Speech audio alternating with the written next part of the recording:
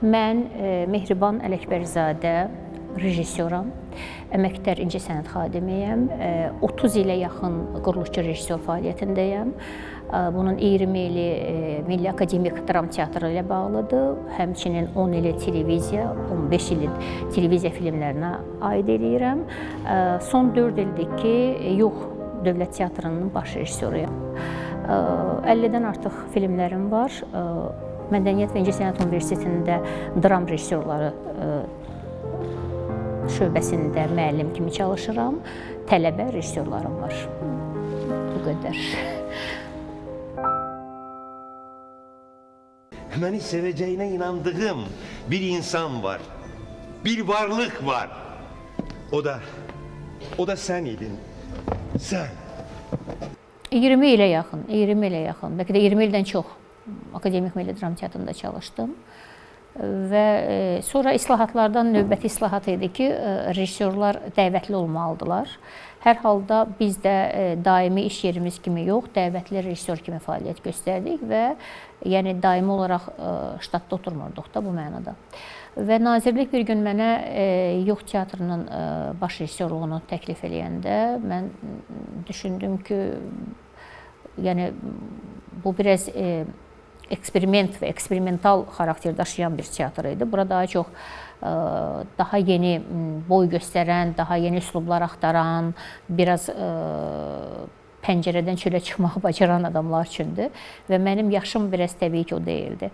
Amma mənə deyəndə ki, teatrın var olmaq təhlükəsi qalıb, artıq teatr bağlana bilər və istəyirsən bir bax, əgər alınmırsa bağlayaq, yəni belə bir söz deyildi. Mən nəinki bu məmləkətdə, dünyanın heç bir yerində teatrların bağlanmasının tərəfdarı deyiləm. Hər şeyə rəğmən mən gəldim və 3 ildən sonra teatrın yubileyini keçirdəndə artıq teatr o iki tirəlikdən qopdu. Yəni var olmaq hüququnu, haqqını bir daha qazandı.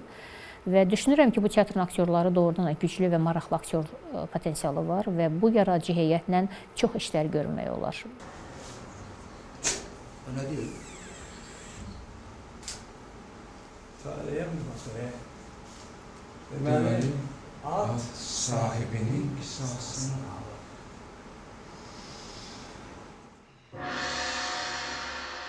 Bu teatr Vaqif İbrahimoğlu'nun adı ilə bağlıdır. Çünki müəllif olaraq bir teatr yaradan bir rejissor idi. Öz teatrını yaratdı. Bu teatrda daha çox hisslərə, emosiyaya deyil, şuura, beyinə işləyən bir teatrdır. Mən ümumiyyətlə yeri yaranan, yeni söz deməyə meyilli olan teatrları alqışlayıram. Və düşünürəm ki, o teatrları boğmaq, onları hansısa bir çərçivəyə salmaq doğru deyil. Əksinə, onlara daha çox imkan verilməlidir ki, onlar öz həyatını, dövrünü yaşasın. Bəlkə lazımlıdır, bəlkə lazımlı deyil. Ola bilsin ki, mənim zövqümcə deyil. Yəni, mən düşünürəm, bəlkə bu açıq-saçıqlıq lazım deyil. Amma bütövlükdə teatrın inkişafı üçün bu lazımdır. Mən istəyirəm bütün dünyada olan teatr cərəyanları, üslubları burada da boy versin. Mən istəyirəm bu məkanda özünü ifadə üçün seçilən teatrlar olsun. Onların yaşama haqqını onsuz da biz müəyyən eləmirik. Tamaşaçı müəyyən eləyir.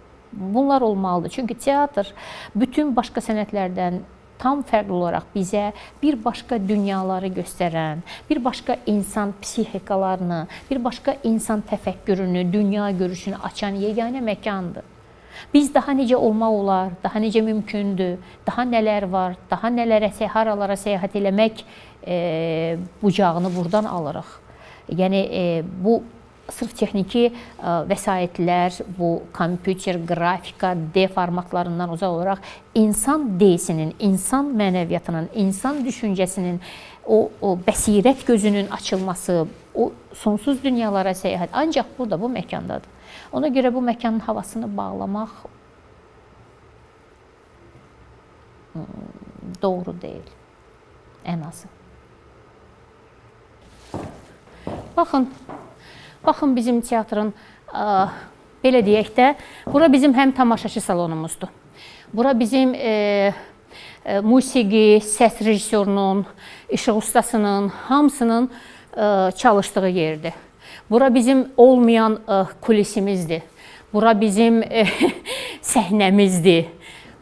Hamısı bir yerdədir və ölçüsü də ki, görürsünüz də bu daha çox otaq teatrı, kamera teatrı da biraz ciddi anlamdadır. Bir növ o daha çox o evlərdə dvaryanlar təşkil edirdilər. Hətta o düşünürəm ki, bundan daha geniş idi. Amma bax biz bu çərçivələr arasında fəaliyyət göstəririk. Mən düşünürəm ki, teatr artıq belə getsə gücünü itirəcək. O məkan olaraq hətta boş məkan dolğunluğunun özü belə buradan böyükdür. Məsələ böyüklükdən getmir təbii ki. Təsəvvür edin ki, elə bir səhnə ki, onun kulisi yoxdur. Əslində məkan olaraq çox gözəl məkandır və təsəvvür edin ki, binaya girirsən, səni xoş bir üz qarşılayır və heç bir şey səni tikan batmır sənə. O mənada yaxşıdır və bu məkanı çox sevdim əslində və ən çox təəssüfləndiyim şey o olacaq ki, bu yerdən uzaqlaşacağıq. Çünki mənə elə gəlir ki, şəhərin döyünən ürəyi, nəfəs aldığı yer buradır. Mənə elə gəlir, bilmirəm. Bu məkan gözəl məkandır o öz yerində. Və qəribədir də, tamaşaçılar üçün də çox gözəl bir istiqamət var. Dəniz kənarı, bulvar, bulvardakı teatr. Gözəl şeydir. Amma bulvara gələn teatra gəlmir, təəssüf. Mənim 2 bədii filmim var, həmin kinoplenkaya çəkilən. Bir, 90-cı ildə mən debüt yaradıcılıq studiyasında ilk film olaraq Güzgü filmini çəkdik. Qısa metrajlı idi. Amma sonra bəxtim nədə gətirdi? Ocaqov məni tanıdı və Rasim Ocaqov mütləq mənim film çəkməyimə israr elədi. Hətta o vaxt o Təxminə filmini çəkəndə məni ikinci rejissor olaraq görmək istəyirdi. Mən daha çox teatra bağlı idim, mən daha çox televiziyada müəllif verilişləri eləyirdim. Biraz belə deyək də, həvəsim, istəyim, meylim daha çox bu müəllif proqramlarının ilkin yaradıcısı kimi idim. Yəni Dövlət Televiziyasında ilk müəllif proqramları başlandı. İnsan fövqəl insan, ölümdən sonraki həyat, xalq düşmənlərinin arvadları və s. müəllif verilişləri getdi.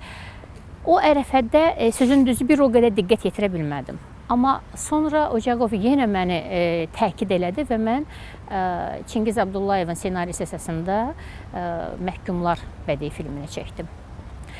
O film mənim həyatımda və yaradıcılığımda çox ciddi rol oynadı. Çünki mənə sonsuz dərəcədə maraqlı olan bir hadisəyə, konfliktə, məkanla tanış oldum.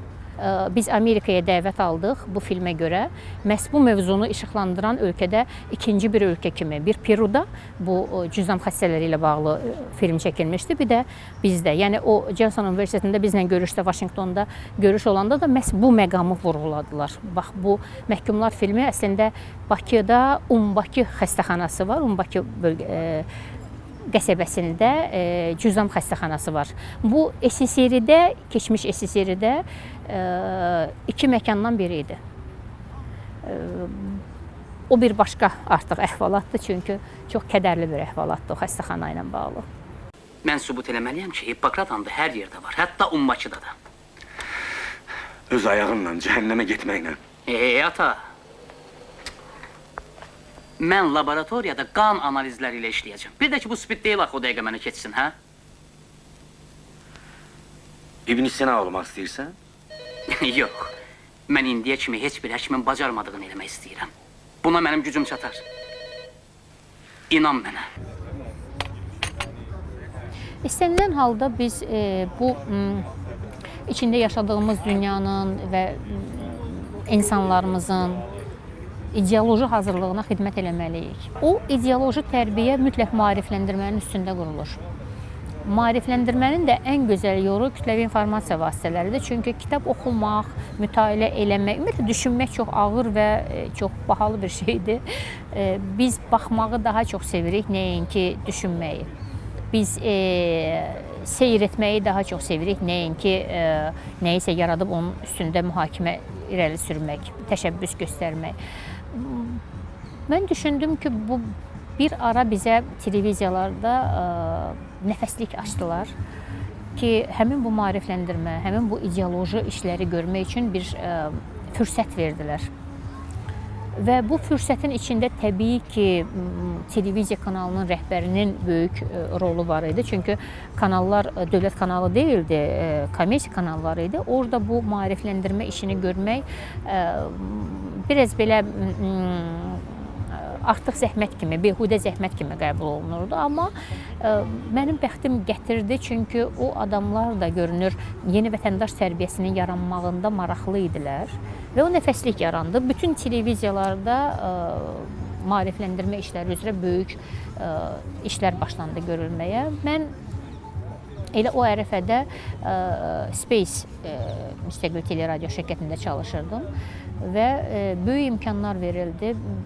Mənim ikinci peşəm, təhsilim tarixçidir deyə mən daha çox tarixi mövzular məni ilgiləndirirdi və ümumiyyətlə mənim ən böyük arzularımdan biri odur ki, Azərbaycan tarixində qabarmalar, çəkilmələr, istər fizioloji anlamda, istər iqtisadi, istər siyasi anlamda hakimiyyətlərin dəyişməsi, iqtisadi siyasi quruluşlar, millətlərin axını, millətlərin formalaşması, aborigen məsələləri və istənilən halda bu coğrafiyada nələr baş verib dediyim bir böyük ideyam və layihəm var idi. Təbii ki, onu bütövlükdə həyata keçirtmək heç bugün də mənə real görünmür bu qədər imkanlar nəticəsində. Amma onun bir kiçik bölümünü elədim.